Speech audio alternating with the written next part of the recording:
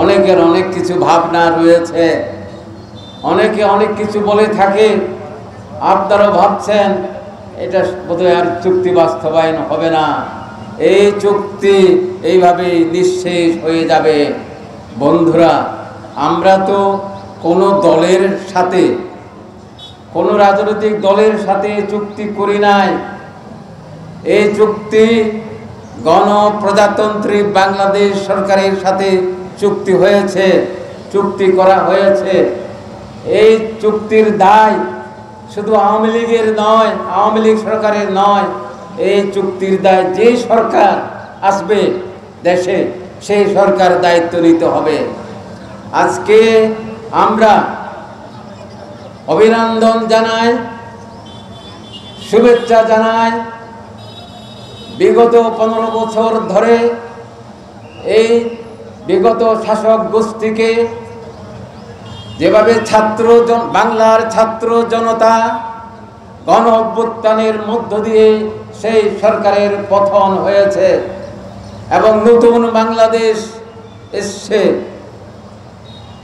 কিন্তু বন্ধুরা, আপনারা দেখেন, বাংলার মানুষ শাসন শোষণ থেকে মুক্ত হওয়ার জন্য ৭১ স্বাধীন হয়েছে। এবারেও সেই শাসক গোষ্ঠীর, ফ্যাসিবাদী শাসক গোষ্ঠীর অন্যায় অত্যাচার নিপীড়ন এবং তাদের যে লুটপাট, তাদের যে দুর্নীতির কারণে, মানুষের উপরে অত্যাচার নিপীড়নের কারণে মানুষ আর সহ্য করে নাই। তাই এই সরকারকে উৎখাত করেছে, নতুন সরকার এসছে, আমরা অভিনন্দন জানাই। কিন্তু আমরা সকলে দেখছি বাংলাদেশের পরিবর্তন এসছে, কিন্তু পার্বত্য অঞ্চলে সেই পরিবর্তনের হাওয়া লাগেনি। যে তিমিরে, সেই তিমিরে আমরা রয়ে গেছি। এখনো সেভাবে পার্বত্য অঞ্চল শাসিত হচ্ছে, এখনো অপারেশন উত্তরণ রয়েছে। তাই বন্ধুরা, এই নতুন সরকার হোক না কয়েক মাসের জন্য সরকার, কিন্তু বাংলাদেশ সরকার বলতে হবে। সেই অন্তর্বর্তী সরকার দায়ভার নিতে হবে। আমাদের অনেক সম্মানিত বক্তা উল্লেখ করেছেন যে এই চুক্তি বাস্তবায়নের দায়ভার অন্তর্বর্তী সরকারকেও নিতে হবে, অবশ্যই নিতে হবে। ওনারা যদি মনে করেন যে আমরা তো কিছু সময়ের জন্য আছি, আচ্ছা ভালো কথা আছেন, কিন্তু এখন তো সরকারের দায়িত্বে আছেন এবং অন্যান্য সংস্কার কমিশন করতে পারেন। এই পার্বত্য সমস্যা বাংলাদেশের জাতীয় সমস্যা, রাজনৈতিক সমস্যা, এই সমস্যা এখনো যথাযথভাবে সম্পাদন হয় নাই, সমাধান হয় নাই। তাই এই সরকারকে অন্যান্য বিষয়গুলোর সাথে এই পার্বত্য সমস্যাকেও গুরুত্ব দিয়ে বিবেচনায় আনতে হবে। কিন্তু আমরা পরিলক্ষিত করি নাই বন্ধুরা। তাই আমরা যে চুক্তি, পার্বত্য চুক্তি কেন হয়েছে আপনারা দেখেন, এই পার্বত্য চুক্তির বিরোধিতা প্রথম থেকে শুরু হয়েছিল। বর্তমানে মূলত কারা করে? ইউপিডিএফ নামে এক সন্ত্রাসী সংগঠন।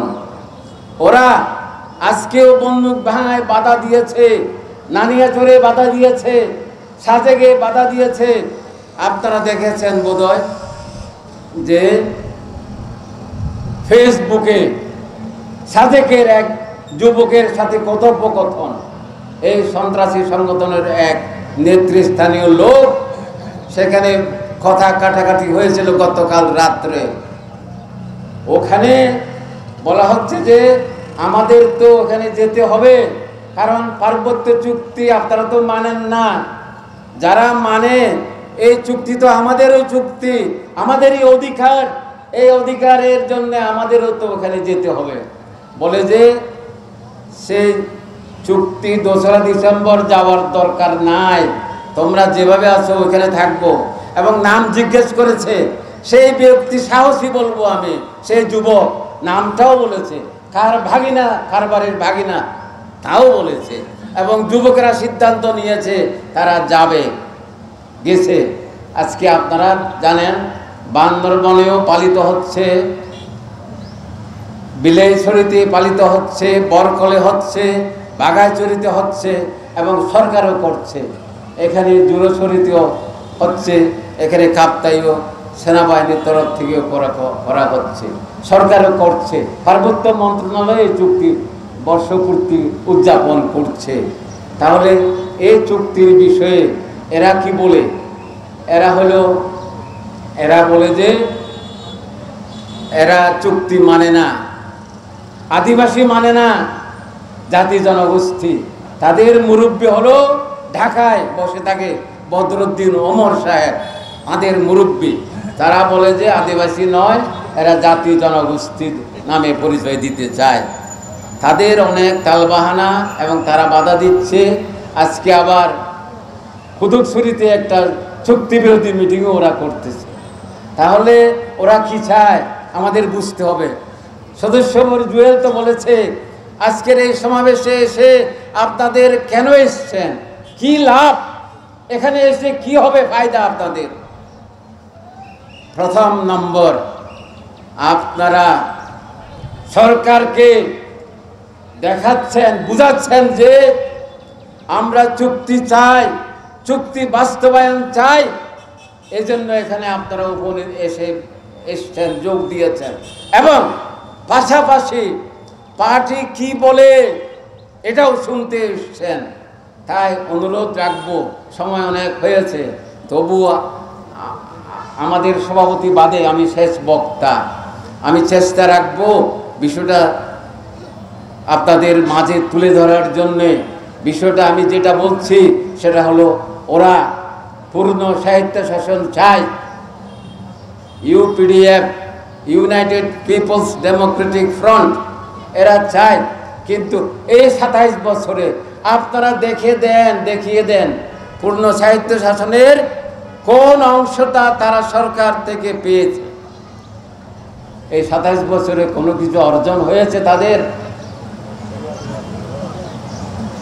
অর্জন তো কিছুই হয় নাই, শুধুমাত্র লেজুর বৃত্তি করা, দালালি করা ছাড়া তো আমরা কিছুই দেখছি না।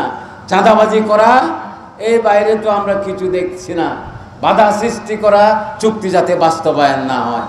চুক্তি বাস্তবায়ন না হলে কার লাভ হবে সেটাকে ইউপি